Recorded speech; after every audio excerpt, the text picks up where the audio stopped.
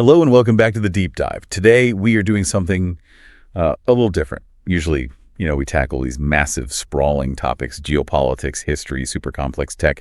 But today we're zooming way in. We are looking at a specific, and I have to say, a very evocative source text. It's titled The Architecture of Productive Mornings. And the subtitle is what really, really grabbed me. Morning Routine of Highly Productive People. Now, before you roll your eyes and think, oh, great, another list of life hacks, telling me to drink lemon water and meditate for 3 hours, just stick with me. Because this text isn't really offering a list. It's offering a metaphor. And frankly, I am pretty skeptical of the whole morning routine industrial complex. But this specific framing, it caught me off guard. It is a fascinating pivot, isn't it? Because we're so used to that sort of hustle culture checklist. Totally, the checklist. The 5 a.m. club, the cold plunges, the gratitude journals. It all becomes this performative moral Olympics. Yes. Who can suffer the most before sunrise? Right. But this source, it uses a very specific, I would say a very heavy word, architecture. It doesn't say the schedule of productive mornings. It says architecture. Exactly. And that is exactly where I want to start. The architecture of productive mornings. Yeah.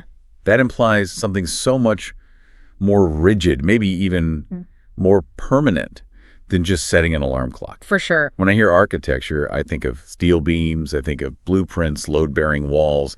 I don't think of, just trying to be good for an hour. And that's really the mission for this deep dive. We're going to try and uncover the blueprint, as you said, behind how we start our days based on this text. We're moving beyond this idea of simple habits, which, let's be honest, are fragile.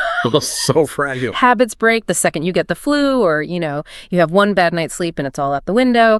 We're moving toward this concept of a structured design. Right, because habits are, they're behavioral, right? They require constant software updates in your brain. Yeah. But architecture, that feels like hardware. Yeah. It just stands up whether you feel like participating or not. Exactly. So the hook here for you, for the listener tuning in right now, is that the secret to a better day might not be what you're doing.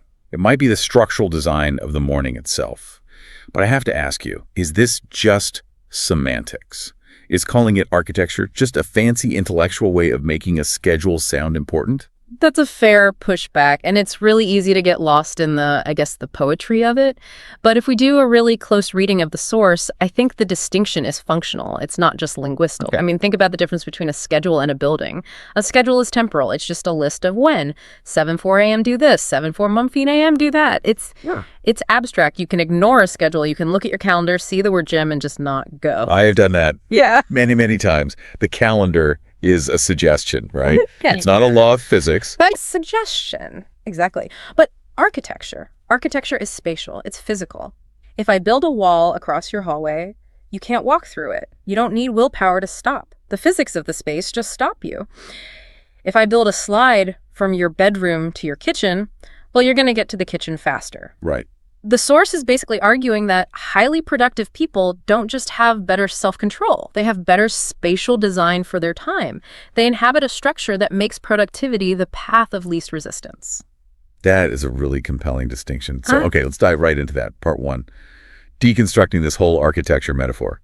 I want to spend real time on this because, if we don't buy the metaphor, the rest of the advice just falls flat, doesn't it? It does. So why that word? Why architecture? Well, the first layer is that it implies intention versus accident. Most people, and I'm going to include myself in this on my bad days, wake up and just drift. Oh. We're like water spilled on a perfectly flat table. We just spread out wherever gravity takes us.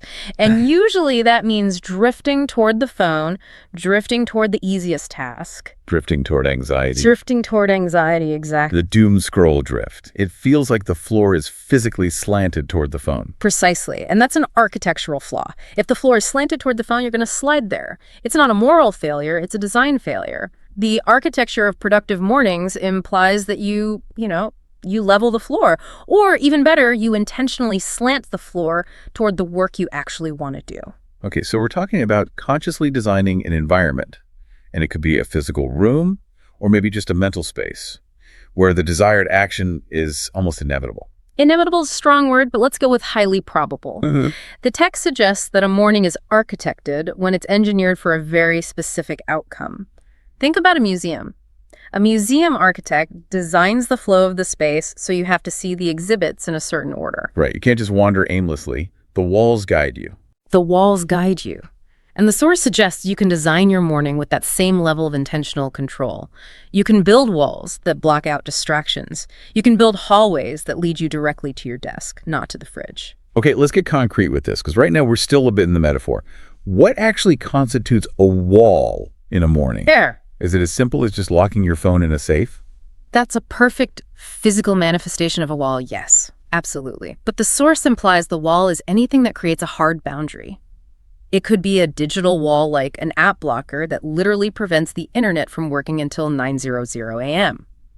That's architecture. You aren't trying not to check email. You literally cannot check email. The building won't let you in that room. That scares people, though. That loss of agency, that feeling of, what if there's an emergency? Or what if I miss something important? We claim we want structure, but we actually really, really like our freedom to drift, don't we? We love the idea of structure, but we hate the reality of constraints. We want the result without the rules. But here's the aha moment that I think is buried in the title. Freedom is actually the enemy of productivity in the morning.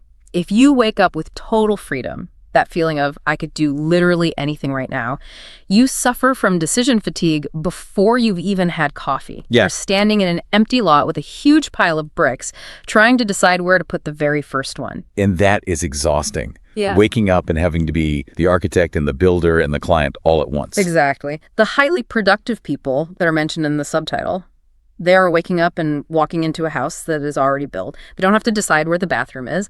They don't have to wonder where the kitchen is. They just inhabit the space. The architecture removes that huge cognitive load of choice. So in this context, the architecture is acting as a kind of forcing function. It acts as a container. Think about that water on the table again. If you pour it onto that flat table we mentioned, it's just a mess. But if you pour that same water into a cup, now it's contained. It's useful. The cup is the architecture. The source text is telling us that highly productive people have built a cup for their time. They aren't relying on something as fragile as surface tension to hold their day together. I love that image, surface tension. That is exactly what it feels like when you're trying to hold it all together with just willpower. You're just trembling, trying not to spill over. And we know from decades of psychology research that willpower is a finite resource. It depletes. Like a battery. Exactly like a battery. But architecture is passive. Once the building is built, the walls hold up the roof without trying. The wall doesn't get tired at 10 a.m. If your morning has real architecture, you don't have to exert all this effort just to stay on track. The structure itself keeps you there. This connects back to that idea of the built environment dictating behavior. You know, if I walk into a cathedral, I start whispering. Nobody has to put up a sign that says whisper. The space, the height of the ceiling, the light, the acoustics, it compels me to whisper. Or a library. Or a stadium. The architecture screams, this is what you do here. So, if we look at our source, the architecture of productive mornings, we have to ask you, the listener, what does your morning environment scream at you?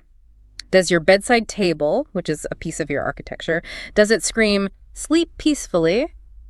Or does it scream, check Instagram right now? For most of us, it is screaming, check Instagram. It's the first thing we reach for. It's right there. The architecture of the modern bedroom is, when you think about it, designed for consumption, not production. Exactly. It's designed for passivity. And if your morning feels like a waiting room, an uncomfortable, passive, just reacting to things, you're never going to be one of these highly productive people referenced in the text. You have to renovate, you have to move the furniture, maybe you even have to knock down some walls. Okay, renovate. I like that verb. But before we get to the renovation plans, let's talk about the purpose of the building itself. So part 2, the definition of productive mornings. The source is very, very specific here. It doesn't say the architecture of cozy mornings. No. Or the architecture of slow mornings. It says productive. It does. And I think we need to be really careful here because productivity has become, a bit of a dirty word lately, hasn't it? For sure. It sounds like grinding. It implies grinding, factory work, turning yourself into a robot. That's what I wanted to ask. Is this source just advocating for squeezing every last drop of labor out of us before breakfast? Because that sounds, frankly, miserable. I don't think so. Not when you read it in the context of architecture. In this framework, productivity implies efficacy, not just activity. It's not about being busy. Okay. It implies building something of value. The source explicitly links mornings to productivity because it views the morning as a functional tool. It is not leisure time. It is not passive time. So it's taking a hard line. The morning is for output. That's its job. Yes. But, and this is key, output can be defined in many different ways. Output can be writing a chapter of a book, sure, but it can also be planning a really difficult strategy for your business, or it could be a high-intensity workout that sets up your physical energy for the day.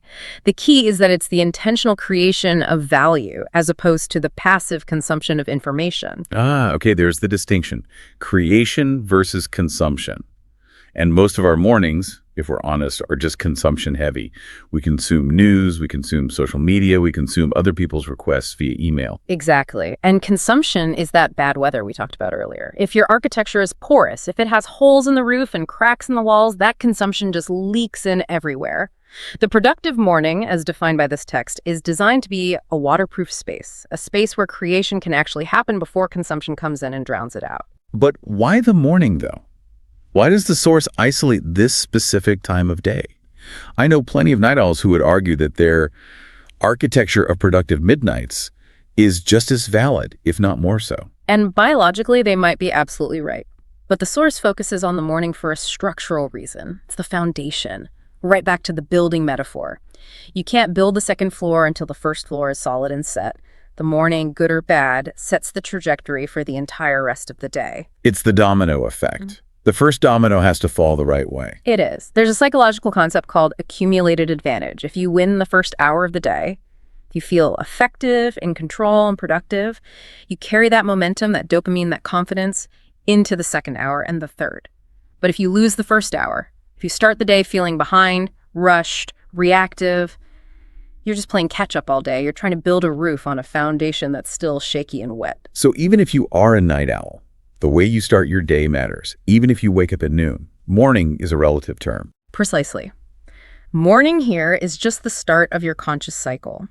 The source suggests that the start of the day dictates the productivity of the rest of the day because of something called cognitive residue. Cognitive residue. I've heard this term. Can you unpack that for us? Yeah, it's a concept from a researcher named Sophie Leroy at the University of Minnesota. And basically, when you switch from one task to another, your brain doesn't just switch instantly. A part of your attention remains stuck on the previous task. It leaves a residue. Okay, I can feel that. So if you start your morning by checking your work email, and then you read a stressful news headline, and then you see a weird text from your mom, you've got 3 different layers of cognitive residue on your brain before you've even started your real work. Your architecture is already cluttered and dirty. That is a terrifying image. It's like walking into your office and someone has already come in and dumped a bunch of trash on your desk. Exactly. And you have to spend the first, hour of your day just cleaning it up before you can even start. The architecture of productive mornings is designed to prevent that residue from ever forming. It keeps the space sterile in a good way, so you can apply 100% of your cognitive resources to the one thing that actually matters. So the productive part isn't really about doing more things. It's about doing the important things with a completely clear mind. Yes. It's about leverage. It is all about leverage. The highly productive people in this text aren't answering 500 emails at 6:00 a.m. They're almost always doing one big important thing. They're writing. They're thinking. They're training their bodies. They use the architecture to protect their peak mental state from the rest of the world. Let's talk about those people. Part 3. Who are these highly productive people? The subtitle is Morning Routine of Highly Productive People. And that feels like a very specific, exclusive club. It's a filter, and it's an intentional one. The text doesn't say morning routine of happy people. Right. Or wealthy people. Or wealthy people. Or balanced people. It says highly productive. This implies a specific mindset that's focused on efficiency and output.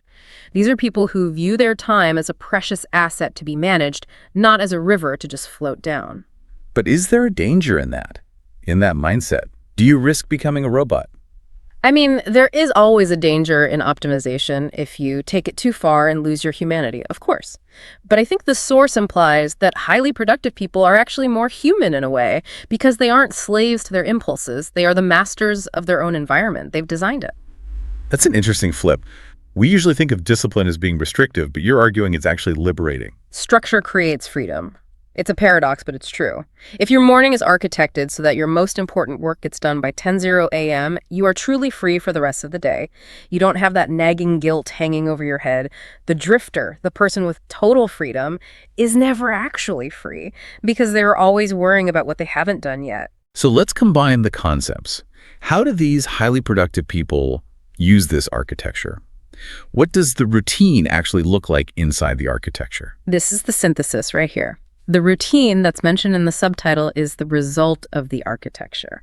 The routine is the behavior that naturally flows through the building you've designed. So highly productive people don't just have a list of random habits. They have a morning routine that is the living embodiment of their architecture. We can think about it as the zoning of a morning. In city planning, you have zones: residential, commercial, industrial. Okay. A highly productive morning has really clear zoning. Zone 1, the airlock. This is the moment you wake up. It needs to be a transition space where you absolutely do not let the outside world in. No phone, no news, just say hydration, exposure to light, some movement. That's it. Sealing the hatch. Sealing the hatch. Then you move to Zone 2, the studio. This is the deep work zone, the creative space. This is where the actual productivity happens. The architecture here needs to be fortress-like, no distractions allowed. And only then do you get to Zone 3, the foyer. This is where you finally open the front door to the world. You check your email, you plan your meetings, you react to things. And the mistake most of us make is we mix all the zones together. We live in a tiny studio apartment where the toilet is in the kitchen and the bed is in the office. It's chaos. We wake up, that's the airlock, and immediately check email, that's the foyer, while trying to think about our big project for the day, that's the studio.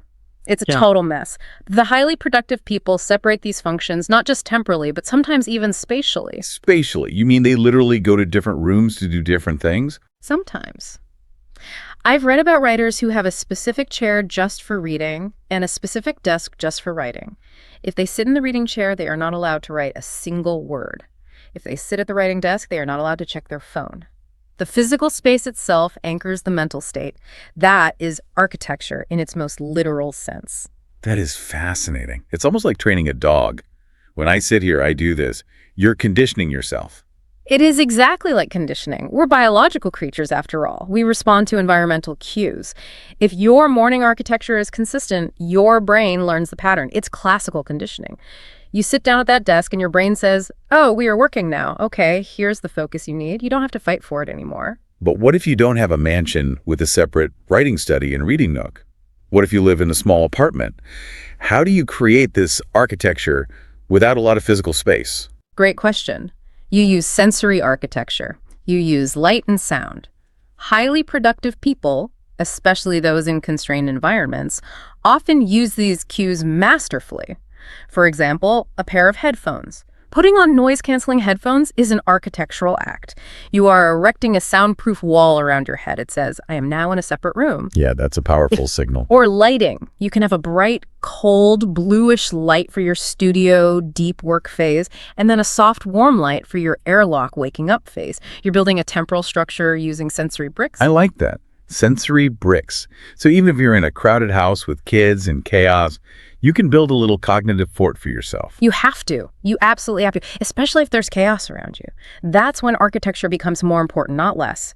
If you live in a silent, peaceful monastery, you don't really need thick walls.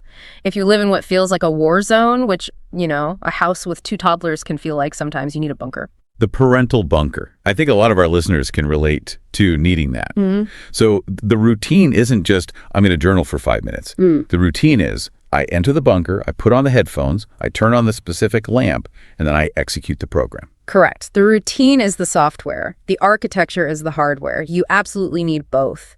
But the source argues, and I find myself agreeing, that the hardware is more fundamental. You can try to run the best software in the world on a broken computer, and it's just going to crash. You can have the best journaling habit in the world, but if you try to do it while the TV is blaring and your phone is buzzing next to you, the architecture will defeat the habit every single time. The architecture always wins. The architecture always wins. The environment will always, always beat willpower in the long run.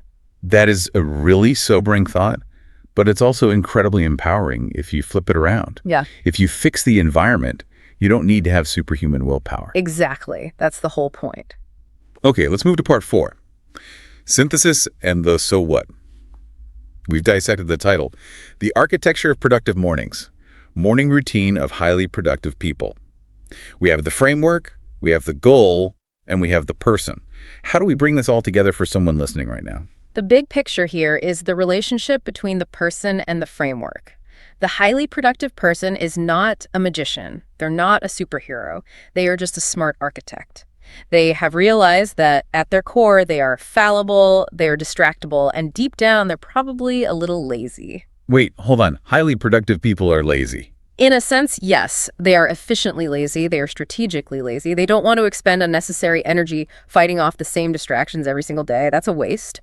So they build a structure that blocks the distractions for them automatically. They're smart enough to know they can't trust their future self, their sleepy 7 a.m. self, to make the right choice, so they make the choice in advance. When they're clear-headed, That is the blueprint concept again, isn't it? You draw the blueprint the night before when you are smart and rational and motivated, so that when you wake up groggy and emotional, you just have to follow the plan. You don't have to think. yes, you must separate the planner from the doer. The planner is the architect.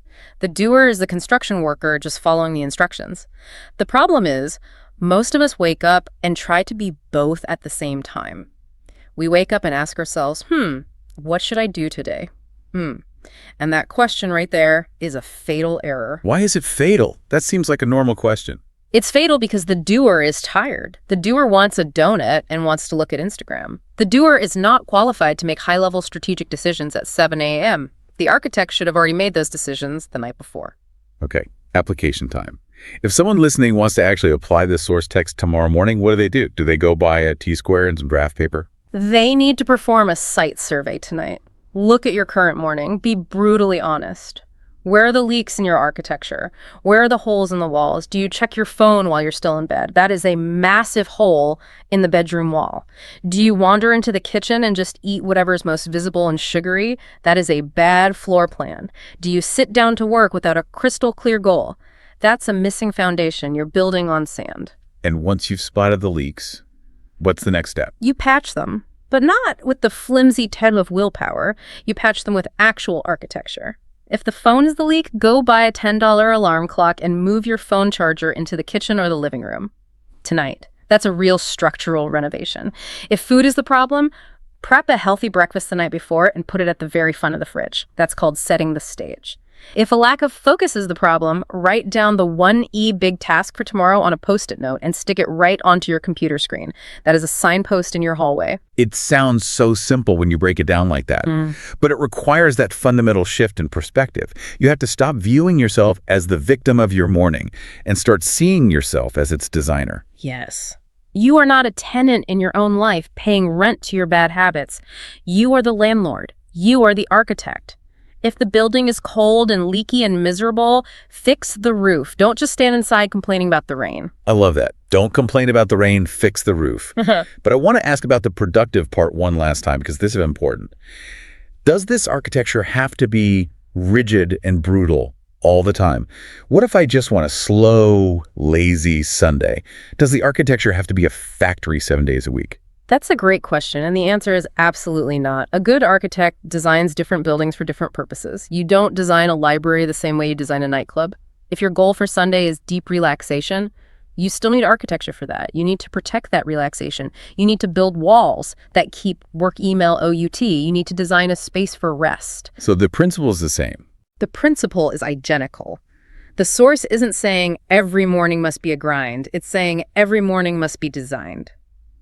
If you design a morning for rest, make sure the architecture supports rest. If you design for output, make sure it supports output. The real tragedy is the mixed-use morning, where you get neither real rest nor real productivity. That is the worst of both worlds, isn't it? The gray zone morning. You're kind of half working, you're half scrolling, and you're fully stressed out the whole time. That is the architectural equivalent of a depressing strip mall parking lot. Nobody wants to be there and nothing good happens. A strip mall parking lot. I think we have all lived there. Okay, let's wrap this up. We have covered a lot of ground here. We deconstructed this metaphor of architecture. We defined productive not as busyness, but as high leverage output. And we profiled the highly productive people not as superhumans, but as master designers of their own environment. And we emphasize that the key takeaway, the big idea from the source material, is this shift away from trying harder and toward building better. It is a move from a moral challenge to a design challenge. That's the core insight for me. It's a design challenge, not a willpower challenge. It just relieves so much guilt. It's not that I'm a bad person, it's that my house has a leaky roof. It does. It makes the problem solvable. You can't always just get more willpower on command, but you can always move your alarm clock, you can always delete an app, you can always close a door. These are concrete physical actions you can take. So give us a final thought, something that connects this back to the bigger picture.